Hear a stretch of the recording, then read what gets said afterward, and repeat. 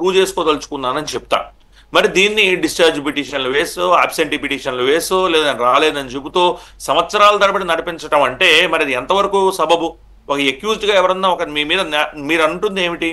నా మీద నేరారోపణ రాజకీయ కారణాల ద్వారా మోపారు అని చెబుతున్నారు. నా మీద నేరారోపణ రాజకీయ కారణాల ద్వారా మోపితే ఆ రాజకీయ కారణాలు ఏదో నేను న్యాయస్థానం ముందు ప్రవేశపెట్టి ఆ నేరం నుంచి నేను బయటికి వచ్చే ప్రయత్నం చేస్తా.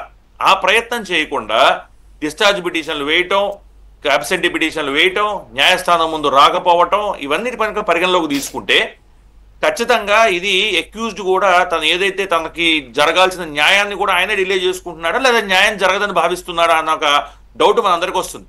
ఇక్కడ సెంట్రల్ బ్యూరో ఆఫ్ ఇన్వెస్టిగేషన్ వాళ్ళకి సంబంధించిన ఒక విషయం చెప్పాలనుకుంటున్నాను వెంకటకృష్ణ గారు. కేజ్డ్ ప్యారెట్ అని సెంట్రల్ బ్యూరో ఆఫ్ ఇన్వెస్టిగేషన్ ని కోల్ బ్లాక్ ఎలకేషన్ స్కామ్ లో honourable supreme court of India వారే చెప్పడం జరిగింది.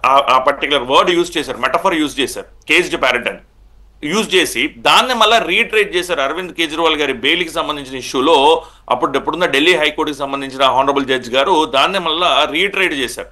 సో ఇప్పుడు మళ్ళా రీట్రేట్ చేసే పరిస్థితి వస్తుందా?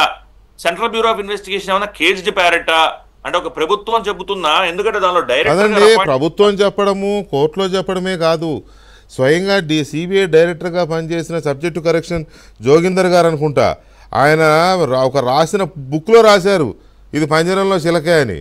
ఒక డైరెక్టర్ గారిని అపాయింట్మెంట్ అనేది ఒక హానరబుల్ ప్రైమ్ మినిస్టర్ గారు, లీడర్ ఆఫ్ ది అపోజిషన్ గారు, honourable chief justice of India గారి ముగ్గురి యొక్క బాడీ కాన్స్టిట్యూట్ చేస్తుంది ఒక డైరెక్టర్ ని. సో అంత ప్రెస్టీజియస్ ప్రీమియర్ ఇన్వెస్టిగేటివ్ ఏజెన్సీ ఈ విధంగా వాళ్ళకి ఒక టాస్క్ అప్పగించిన తర్వాత అది అకంప్లిష్ కానియకుండా ఇన్ని సంవత్సరాల పాటు దాన్ని నీరు గారుస్తున్నారంటే ఖచ్చితంగా ఈ హ్యాండ్ ఇన్ గ్లవ్ లో ఉన్నారా, ఖచ్చితంగా కొల్యూడ్ అయ్యారా?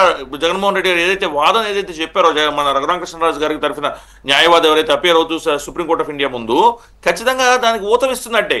ఖచ్చితంగా రేపు ఉదయం ఇంకోటి అన్నిటికన్నా చాలా విచిత్రకరమైన విషయం ఏంటంటే వెంకటకృష్ణ గారు, ఎవరైతే సిబిఐ తరఫున అపియర్ అవ్వాలో ఆయన అపియర్ కాల, ఆయన అడ్జర్న్మెంట్ అడుగుతున్నారు. అదే కదా ఇన్వెస్టిగేటివ్ ఏజెన్సీకి, నాకు ఇన్వెస్టిగేటివ్ ఏజెన్సీకి ఎప్పుడు ఏ కైండ్ ఆఫ్ థాట్ ప్రాసెస్ ఉన్న పర్స్పెక్టివ్ ఉండాలండి? ఇన్వెస్టిగేషన్ త్వరగా కంప్లీట్ చేయాలి, అక్యూజ్ ఎవరైతే ఉన్నారో వాళ్ళని కన్విక్ట్ చేసే విధంగా చూసుకోవాలని పబ్లిక్ ప్రాసిక్యూటర్ గారి ప్రైమరీ రెస్పాన్సిబిలిటీ అది. Today, I can, with utmost respect to the institution of Central Bureau of Investigation, and they miserably failed in it.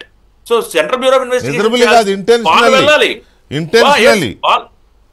వాళ్ళు వెళ్ళాలి బెయిల్ క్యాన్సిలేషన్ కి. ఇన్వెస్టిగేషన్ ప్రాపర్ గా జరగట్లేదు, ప్రాపర్ లైన్స్ లో జరగట్లేదు, ఎక్స్పెడిషియస్ గా ట్రయల్ కంక్లూడ్ అవ్వట్లేదు అనుకుంటే it is the central bureau of investigation which has to knock the doors of the appellate authority and seek for the cancellation of the bail.